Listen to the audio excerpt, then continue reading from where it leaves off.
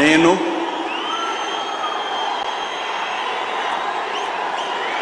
నారా చంద్రబాబు నాయుడు అనే నేను శాసనం ద్వారా నిర్మితమైన భారత రాజ్యాంగం పట్ల